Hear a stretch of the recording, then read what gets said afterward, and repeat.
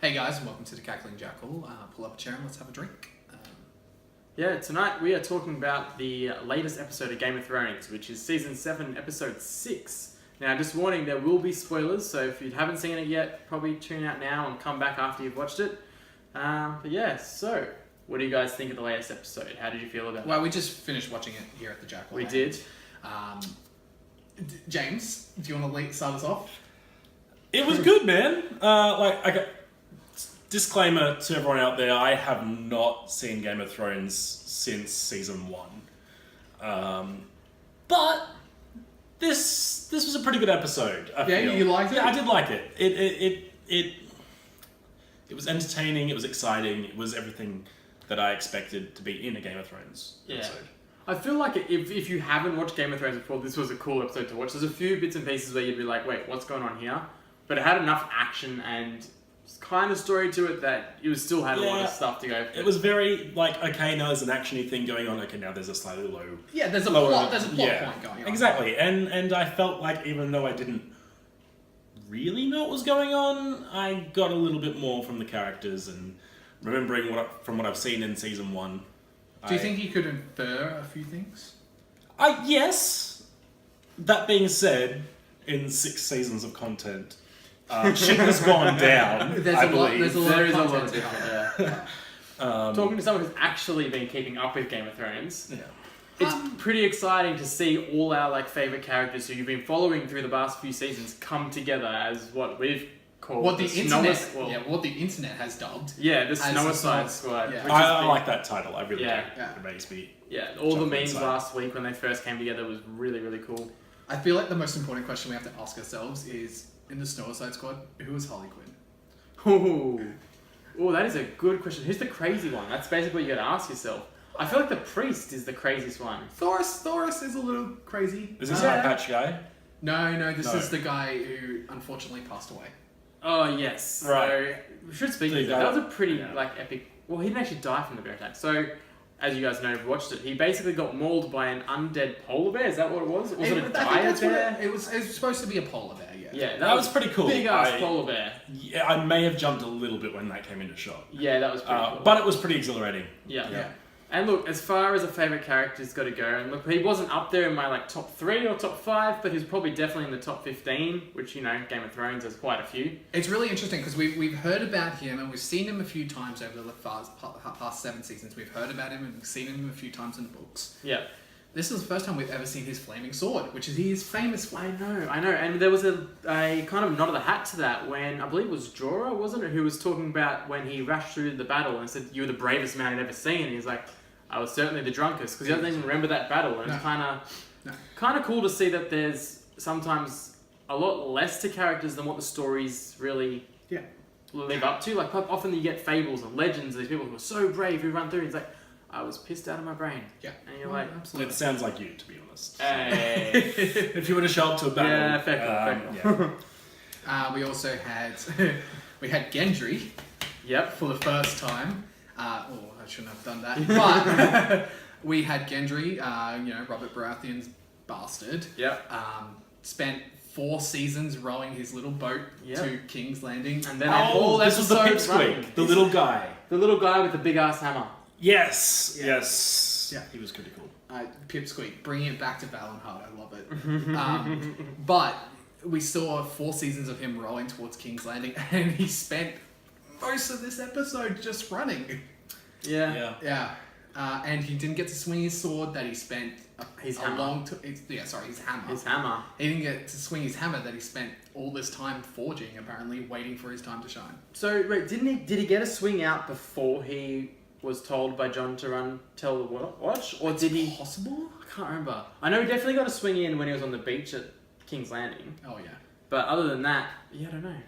And if I think we should hopefully have the footage playing right here, but I feel like the Hound who got the hammer after Gendry left it at the big battle in the Probably. Lake. I feel like I remember him dropping the hammer and drawing his hatchet. He did drop it. He did. It might have been inferred that he picked it back up, but like any D&D character ever. Yeah, exactly. Yeah. You drop an item and it's just I swear. Unless I dropped it into Mordor, I picked it back up. Yeah, basically. Yeah. Unless it is consumed by the the volcano. Mm. But Tormund was, almost getting taken down the ice by those other, zombie White Walkers? They're not White Walkers. What do you call them? Zombies? They're I think they're referred to as whites. Whites, okay. But yeah, it was a close call for him. He's actually one of my top favourite characters. Why do you think they put that in the episode? That is an interesting question. Because I have a theory about that. I have a theory it's to show the evolution of the Hound. Because the Hound is someone we've seen from season 1 who has just been this guy in the background. He was Joffrey Baratheon's, or Joffrey Bodyguard. Lannister's, bitch bodyguard, basically. Yeah. And then he evolved into this sour old bastard. He ran from the Battle of the Blackwater. Yeah. Ended up catching Arya. Took Arya for a while.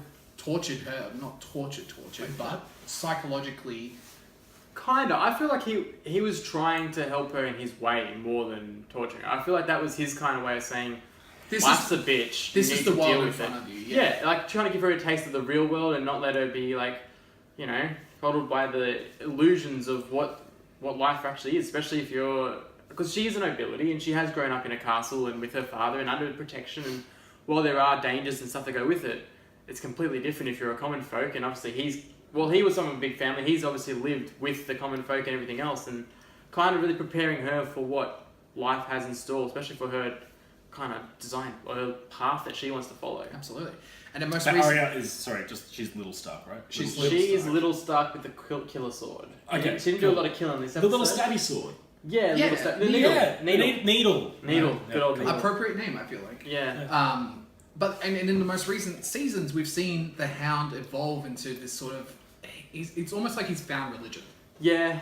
In that he's found the... I can't remember what they're called, but the Brotherhood. The Brotherhood. Yeah. He's found the Brotherhood. He's found Beric Dondarrion. He's found Thoros of Myr. They've been traveling together for a while, and then he saw the things in the flames, and that's what's basically told him to come north and join the Snowicide Squad. Yeah, the ironic thing is, like, every time you see fire, that's his biggest weakness. He can't handle it, but he's joined the Brotherhood, who are known for fire, and somehow... and we see that in this episode. If you watch it carefully, anytime Thoros of Myr or Beric Dondarrion lights up their sword, or they, they burn Thoros's body, he is turning away from the camera. Yeah. He is grimacing. He does, and when that polar bear is coming at him and it's on fire... Or even to the point where the polar bear was about to attack him, and I forget the name, the priest, Thoros, goes in, protects him, basically pushes him out of the way and jumps into the attack himself, holds up his flaming sword, and because there's fire, he can't go rescue his supposed friend. Like, he just freezes. Yeah. Which is is all making a lot more sense now that you guys are saying it. So I'm just going to keep listening. Fair enough. But yeah, it's So do you remember the Hound from the first season? I do remember the Hound from the first season, very vaguely. Do you know why he hates fire? Because he was burnt. His older brother, the Mountain, he's a little bit of a psycho. Yeah. Well, a little bit's an understatement, but yes. When he was a kid, the Hound... Yeah, the Hound took one of his toys, or was playing with one of his old brother's toys, and his brother got jealous and grabbed his head and pushed it into the fire. Okay, I can relate. Burnt his face. You can relate? Yeah. Yeah, he's got brothers. I'm sure he understands. Yeah, plenty of brothers. But from memory, the only reason why Sandor Clegane or the Mountain stopped was he got... Sandor is the Hound. So Sandor, no, wait, Gregor. Gregor, that's it. Gregor, the reason why Gregor stopped burning his brother was because he was forcibly made to. Like, he was going to keep going. It wasn't like, I'm burning you, but I'm going to stop. It was I'm going to physically kill you. Yeah. And I believe they were stopped by the father. Yeah, which is really quite a scary thought, and living under that brother's shadow the whole life as well. But you can see why he is so scared of fire and all that other stuff. But it's amazing that, like, because you see how he freaks out where it's with the fire. He can't save his friend Thoros, that's it. But later on, when Tormund is actually in trouble, he's about to get dragged under the water by those 6-7 whites that are attacking him. He just jumps in there and saves his ass, which is... Because it has nothing to do with fire. Exactly, but so you can see, fire is really his only weakness. Other than that, he's a brave son of a bitch. He is a hero, he is a brave son of a bitch, as you just put it. Yeah. But he still has his worst nightmare, which is the flames. Yeah, and it's like I said, it's ironic that he joins the Brotherhood, who is so fire-orientated. Yeah. Well, speaking about living in your brother's shadow, that's a pretty bad segue. But let's talk about Bran, or rather the lack of Bran in the last This episode Yeah. and the last episode. Now, Bran was the cripple stuck, right? Brand is Cripple cripple Star. Star. That is correct. Okay. He is the one who is in a Pushed out the wheelchair. tower thing. Yeah. Yeah. Why was he pushed out the tower? Do you remember? Some people were fucking. It was hard to concentrate. They're having sex. Yeah. Yeah. They were brother and sister. Yes, that is right. I remember. That is quite the iconic point of that whole point. And Yes. actually, really, that started a lot of the things that happened in Game of Thrones. Is that Bran saw Jaime and Cersei going at it, which Well, that's what fucked up the Starks. Yeah. Is that that Ned found out that hey, it's, Jaime and Cersei have been fucking, and that their children, or the children that Cersei has to Robert Baratheon, apparently don't have the iconic black hair that the Baratheons have. and that Yes. that was That the gets whole, his head cut off. That gets Robb Stark to march south. That gets him murdered at the Red Wedding. Yep, That gets all that sort of stuff. It all started at incest. it All did. started in it. Which really, if you go back to it, that's pretty much the whole Targaryen thing too. Is Yes. that incest is not a is Targaryen. something- It's like Targaryens, and a lot of our own, well, not our own history, but a lot of our Maybe Earth's history, history. Yeah. A lot of Earth's history is that people believed, and nobility believed, that breeding the same bloodline made it stronger. Hmm. And it often resulted in some crazy ass Targaryens. Yeah, well, so what the saying was for every second Targaryen was crazy and psycho, but every second one was normal or something. They said, or Well, yeah, that's basically. 50% ain't bad. It's Yeah. pass. If you look, it's a passing mark.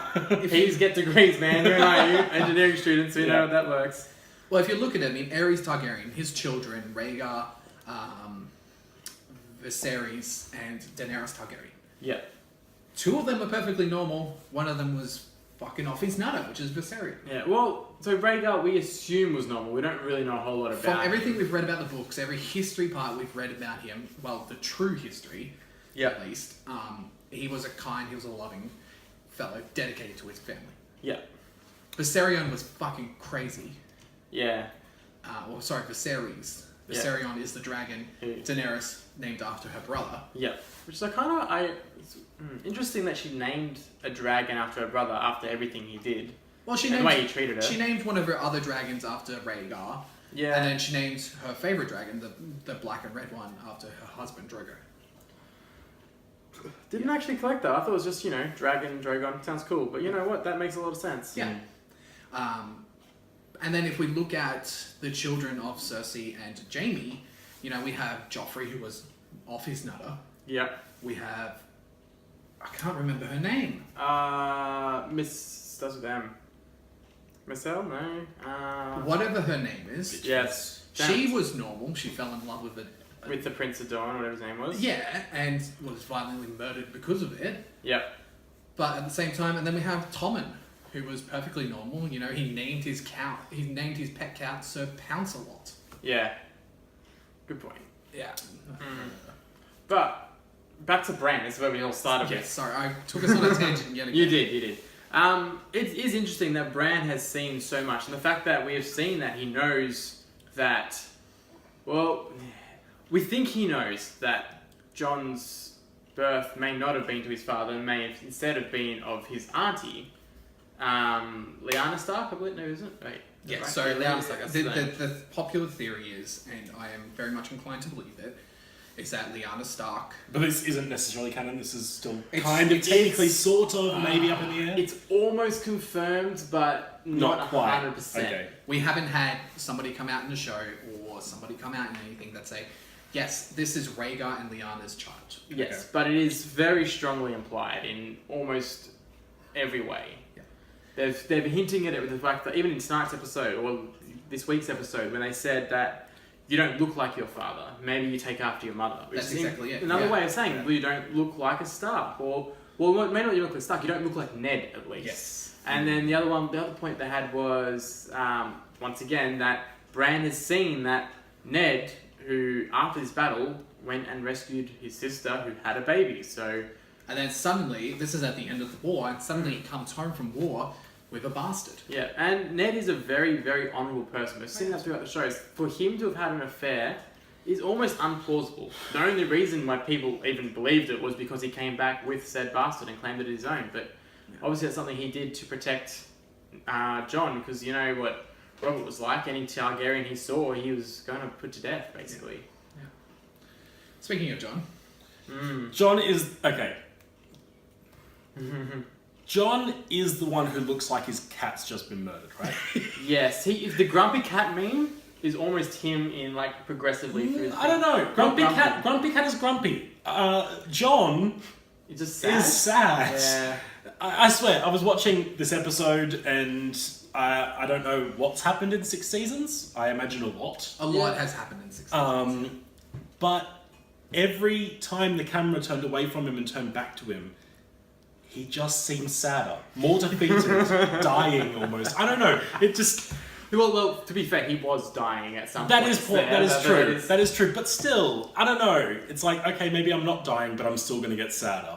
Yeah. You know, he's rescued. He's in bed. Yeah. And Ares is there. He's topless. Exactly. Yet still, somehow, he is sad. It's a pretty good position to be in. Yeah, I know. To be honest. It's not the worst he's been in. No. Let's put it that way. I don't know. It just... It infuriated me to never see him. And that's the thing. Have we ever haven't- seen him happy? Oh, we did once with your grit, maybe. We saw him with you, Grit. We saw him the few times when he looks at... I can never remember his name.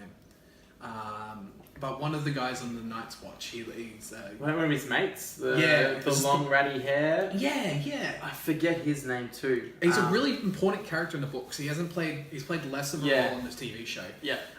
But every time he comes... Because this guy just seems to come back from certain death all the time. Not in the way that John does, but it's kind of like he locks out stupidity. Is he still going? Or did he He pass is away? He's currently in command of The other building, one of the other main Night's castles? Watch castle. Yes. Castle. okay. I think it's Castle Castle Black. Black. Yeah. But I get it. He just looks like he has never smiled in his life. It's been a And while. I don't know whether It's it's been a long just... winter for him. Let's put it that way. I think it's been a long winter for everyone. Yeah. I don't know whether it's just the fact that... I don't know, he's just really sad, and I'm used to watching action movies and people are making quippy lines and being funny while still in the face of danger, but no, he was just the whole time, and then just a little bit, and yeah. He is not Deadpool, let's put it that way. So, speaking of other Starks who never seem to smile this episode, Which one? Wait, which Stark kid smiles? Name one. no, I'm done. I'm talking specifically about the girls. Okay, They what are had- their names, James? Short brunette one and a lot taller redhead one. Okay. Yeah, Sansa and Arya. Yeah, that's what So I which meant. one's which? No, hang on. I've seen memes about this. When in doubt, memes. I'm pretty sure Arya is the smaller one, right? You are correct. Well Yes. Only because our camera woman has just given you a hint, I'm pretty sure. I don't know what you're talking about. They had a pretty big part of tonight's episode. Or last night. No, when was it? Last night? I don't feel like they had This week's episode. I don't feel like they had a pretty big part. I feel like they've had a lot of small parts over Okay, last season. yeah. Which he hasn't seen that been a majority thing of that's those has that been a thing that's running throughout the whole? Usually we have 1 or 2 scenes for every episode this season. Right. Okay. They don't seem to get anywhere except for hating each other a little bit more. Well, This yeah, one I seemed. guess. I don't know. This one seemed a little different. I mean, again, I haven't seen the other ones, but this one seemed like it was leading up to something a bit bigger. It was almost a seemed cliffhanger of their interactions. Because the first time they came back, they were excited to see each other. And then Arya showed off by, going, look how cool I am with the sword, by fighting Brienne at Tarth and, holding my own. And, Brienne still got the end on her, but that was really cool. But then from there on, you've slowly seen them drifting apart, which is kind of sad to see. Which brings me to something. Yeah. We've seen Littlefinger playing a part in that. We've Littlefinger. seen Oh my Littlefinger God. planting the letter that Sansa wrote, that Arya's found, that Arya's using against Sansa in this episode that you saw. That's Yeah. what she's reading off Hang the on. scroll. Littlefinger is the creepy one with the facial hair. The right? creepy dude, yeah. Okay. With the Cool. pepper, with like Yeah. salt and pepper kind of look Yeah. going on. Cool. Gotcha. He would be a little bit. He wouldn't be non-handsome, except he just has a creepy personality. Yeah, I know. He's a little bit like creepy dude who lives down the road for everyone, and you're like, you don't let your kids play at his house. And just, Yeah. yeah. But the super creepy thing is, he was so in love with Catelyn Stark, and now he's like, ooh, Sansa, you look like Catelyn. And that's exactly it. He was in love with Catelyn. How many years older? Because he was the same age as Catelyn. He grew up with Catelyn. So that was like, what? Let's say they're in their 30s, 40s at this point. Well, Catelyn would have been in the early 40s. Early 40s. And if you go by the book age, Sansa's supposed to be, about 16 at this point? At this point, Sansa's supposed to be about 16, 17. I guess, though, that those kind of age differences was a lot more common. But even so, days. He knows that Catelyn's dead. He had a part in Catelyn's death. He did, actually. Because if you go back to earlier seasons, if you go back to season 2, we saw Arya serving wine, or whatever it was, to Tywin Lannister, who was meeting with I forgot about all that. Yeah. And they were planning the Red Wedding. So Littlefinger, either directly or indirectly, had a part in Catelyn's death. And now he is in love. For a while, Sansa was pretending to be Littlefinger's consort. Yeah, something along those lines. I don't know if it's actually shown or anything like that, or said at any point, but it is implied that they, fucked or want to fuck.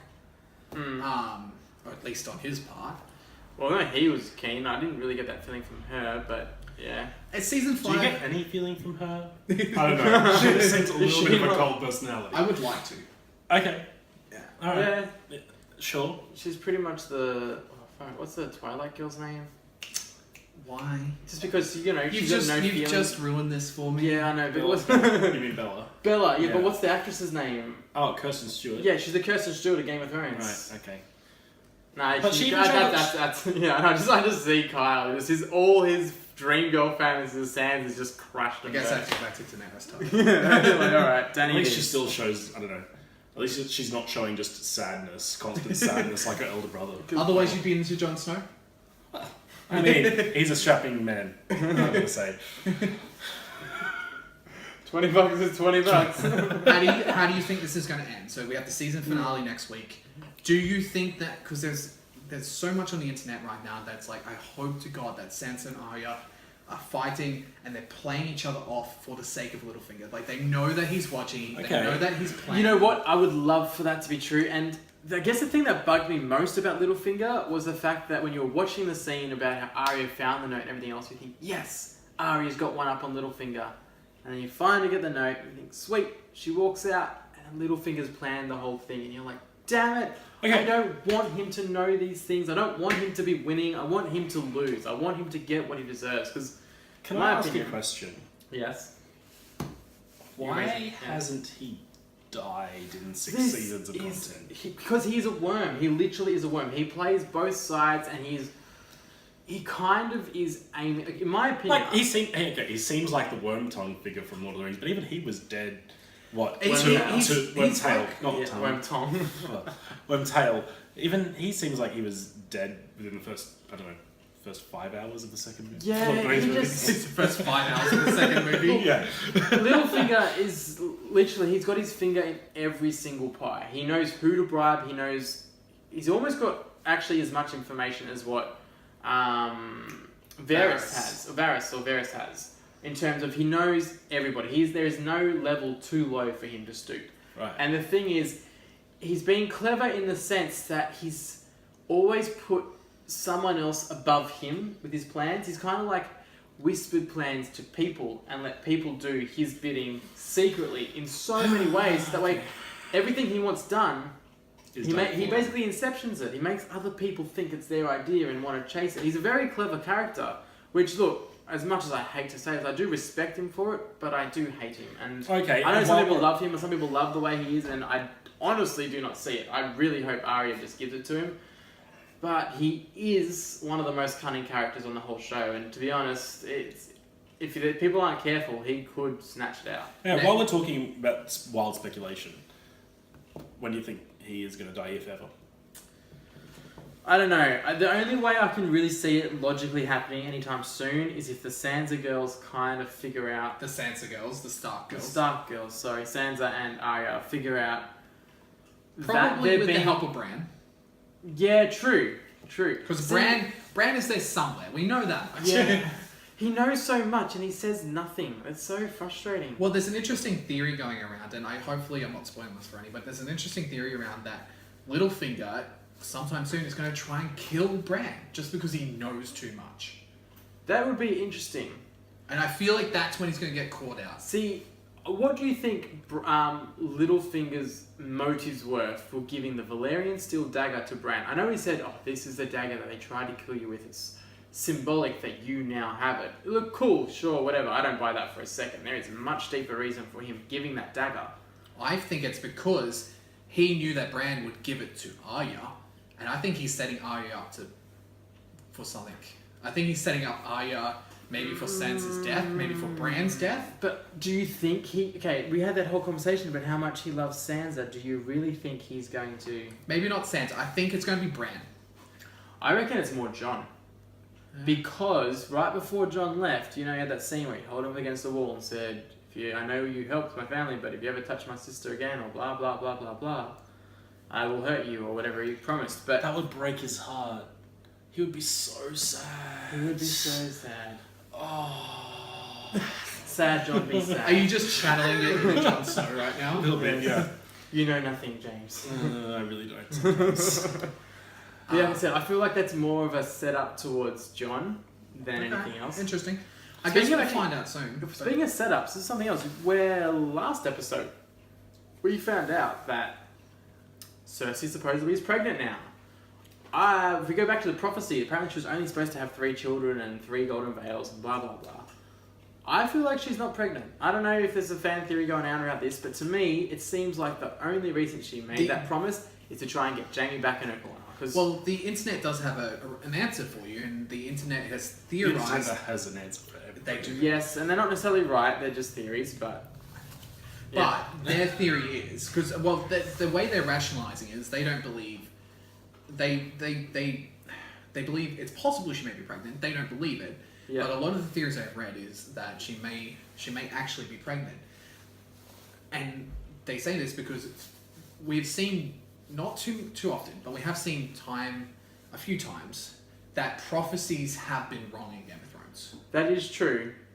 But to me, I feel like Look, it is possible that she is pregnant and but it is, I agree with you, it is way more likely that she is using it to manipulate Jaime into possibly killing or doing something with Tyrion.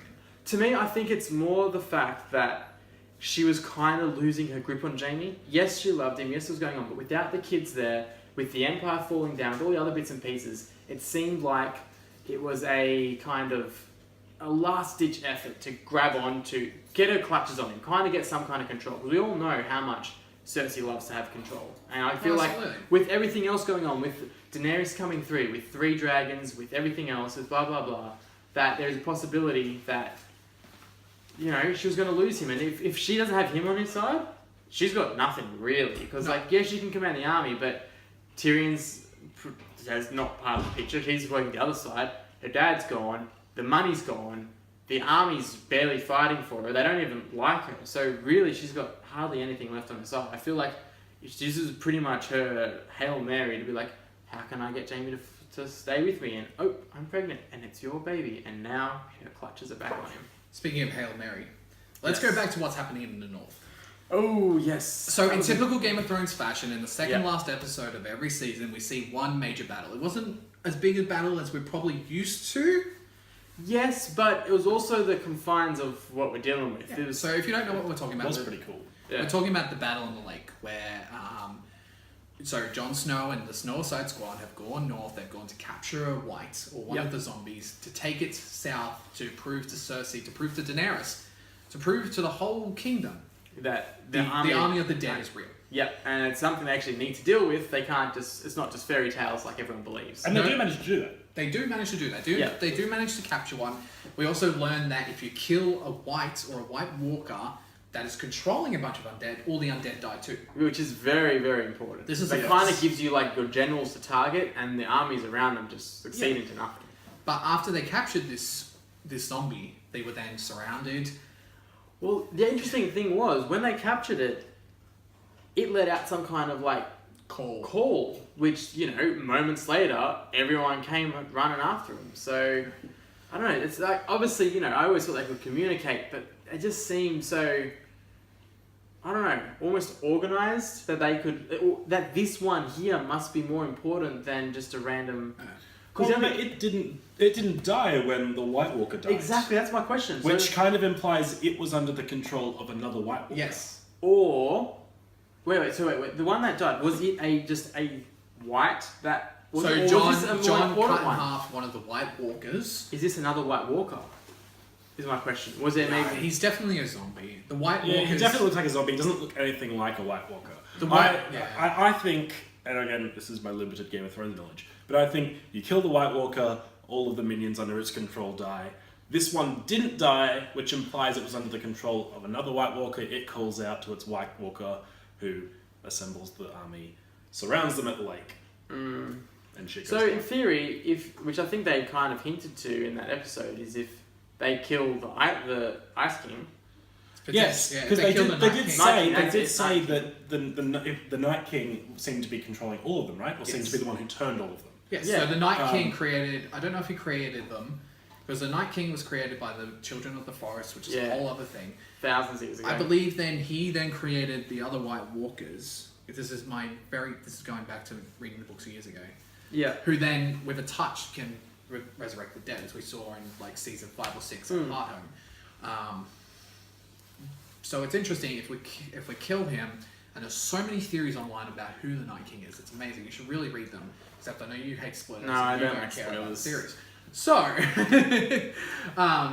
That's your job, man. I love them. Read internet opinions. I like theories if they're kind of like just I'm talking to randoms and we haven't actually, you know, studied it as such. But if you kind of know stuff, I'm like, no, don't tell me. I'd rather see. I love that stuff. I live for that stuff. Yeah. But one of the theories we had confirmed this week is that the White Walkers, the Night King, would turn one of Daenerys' dragons. Yes, I read this theory last week, and I was like, "Holy shit! I hope this doesn't come true." And then right at the end of the episode. Yeah. Yeah, those ice spears, that guy was damn a fucking impressive champion. Yeah, it's a little bit OP. A little bit OP. So if he was a D&D character, what would his strength score be? At least 27. Because javelins are a strength weapon, aren't they? They're finesse. You can use strength. No, they're not finesse. They're thrown. They are strength. Throwing weapons, you might be able to use dex instead. I'm not sure. Well, I think it's one of the only dex weapons that lets you use strength. Maybe you can use both, but it's definitely one of those only weapons that you can use strength as your modifier. Yes. But the audience didn't come here for us to talk about Game of Thrones. D&D. Well, they came. You right there, Kyle? Yeah. You right there, buddy? Yes, I'm good. I believe, just to set the record straight, that they came here to talk about Game of Thrones and not D&D. And not D&D, which is also a game often involving thrones, but not the one I'm talking about. And sometimes dragons. Sometimes dragons. Often dragons. Often dragons. And Some would say it's 50% of the game. Dragons, yes. Yeah. Anyway, we're getting very off track here, and our camera woman is losing her shit. You can probably hear in the background. But yes, the Night King goes up to the dragons that he's speared out of the air, crashes into the wall. That's a hell of a throw, that. Oh, really it was is. great. I would also like to point out that this dragon was Viserion, the one that Daenerys named after her brother. Right. Which is slightly like poetic that the brother that was crazy is now going to be the one that, well, we saw it got turned at the end, is now going to be the one fighting against him. He walks up to the corpse and everything touches the head. And just for the record though, I do like the dragon better with blue eyes than with brown. Oh, yeah. I mean, everyone does. Everyone from the Yu-Gi-Oh days. So does Seto Kaiba. Yeah, I bet. There's so many blue eyes white dragon jokes after that. Oh, they're all over. That and his javelin throwing. Yeah, the Olympic Winter Olympic sports. Yeah. Even though javelin isn't a Winter Olympic. Anyway. Well, apparently it is now. So all in all, are you excited for the season finale? Oh, always. Yeah. I am, and I haven't even seen the rest of the season. Yeah. You're going to watch the season finale? You kind of have to now. I'm going to watch it if you guys are watching it. Yeah, well, we will be watching it. Whether we watch it and film a video after it is a different... That could be interesting. That's a potential. Film our reactions to it. Yeah, we'll see. But at the same time, Game of Thrones. Yeah, Game of Thrones. So it's interesting. I've watched... So every week they release a trailer for the next episode. I try not to watch those, to be honest. And I watch them as soon as they come out. This is the difference between Kyle and myself. I see some kind of trailer for that will hint as to what's coming up next, and I turn and run the other way, You just keep scrolling. Kyle just opens his arms and is like, come to me. It's going to be an interesting episode. I have got to say that. Yes. Oh, it's always an interesting episode, the last episode. But this is potentially the 8th last episode of the series ever. This is the 8th last episode of the series ever. Okay, well it is. It is the 8th last Is this episode. real? Yeah. Yeah. Game of Thrones is going to end? It Yeah. is. I People are know. going to stop asking Well, about Game of Thrones. and The I'll have Game nothing of to say. Thrones TV series is going to end. They've been talking about for years now doing another series or a few films or a film or two about Okay. what happened before all this shit happened. That would be pretty cool. They're talking about Rhaegar Last time we got Targaryen. fantasy prequels, they weren't fantastic. Oh, yes. Well, yeah. Or science fiction prequels. Actually, in saying Or that, prequels in general. hang on. The Hobbit, fantastic. I love The Hobbit. You really can't? Nah, man. That first one in particular was Alright, this is going to be another episode if we're going to start talking about Alright. Hobbit. Oh, this We're getting towards James the and Leon punch on over The Hobbit. James has finished his drink. Leon, you're about to finish yours. I'm about to finish Pretty mine. close. Closing remarks. Not much, man. I'm really keen for the next episode. I reckon it's going to be a hell of a battle. I reckon it's going to come to the point where the Ice King... You reckon it's going to come? Do you reckon Night this King's next gonna come in. episode is going to be a fight scene, a war scene? Well, if anything, yeah, I do. I reckon it's going to They've got a be... dragon now. Well, even Daenerys said that she's seen the thing and she wants to stop the Night King, and I feel like he's got a dragon now. What's he waiting for? That's going to be his ticket through the wall, pretty much. So And if we're basing on how far away they were from the wall, based on how fast Gendry could run, based on how fast the dragon could fly from Thing all the way up, from yeah. Dragonstone, Dragonstone, they're not yeah. that far away from the wall. Yeah, I know. It's kind of all coming to a head. The question is whether Cersei's This going is what I was going to say, yeah. Yeah, what's Cersei doing? Is she kind of going to just sit on her throne and just like, oh, you guys? I fight." kind of hope the theory regarding Jaime Lannister comes true. Which theory are we talking about now? Do you really want me to tell you? No, don't tell me. Don't worry. The internet knows what I'm talking about. Okay. I am oblivious. We can talk about this next week after we have watched the episode, and you can confirm or deny whether that theory is true. Yep. Closing remarks, James? I've got nothing to say other than it was a great episode. Yeah. And Jon Snow looked a little sad. He looked very sad by the end of it. I'm going to watch the next episode. I want to see exactly how far he can take this sadness. This is pretty big, to be honest. Like, he's purposely gone out of his way not to watch Game of Thrones for, what, a number of years, equaling 6 by now. So, Yeah. this is a big thing that he is coming to watch the final episode. So I'm keen that you're enjoying it now. This is Well, good. Enjoying it enough to watch the final episode. So, okay, yeah. we'll sit with that. We'll sit with that. In the meantime, everyone can like, comment, subscribe on the video. There'll be links probably over this side to go see our Facebook, our Twitter, our channel, YouTube, and other such things. Yep. Website coming soon. Check down in the description for those links if you're on mobile devices. Yep. And Otherwise, it's closing time here at the Cackling Jackal. Let's go home. Sounds good. sounds great. See you guys. Bye.